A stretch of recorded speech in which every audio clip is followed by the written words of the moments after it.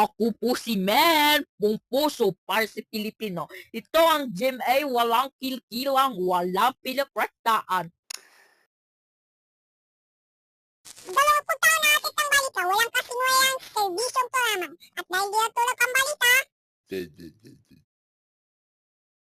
Nakatu kami 24 oras. at mga kapuso, dito sa araw na gusto na.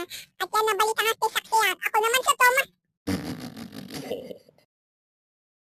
Ako po si Ben para sa mas malaking nasyon. Para sa mas lawak na paligot sa bayan. Para sa GMA The Braided News, ang news reporting ng Pilipino. Hanggang bukas, sama-sama tayo magiging saksi!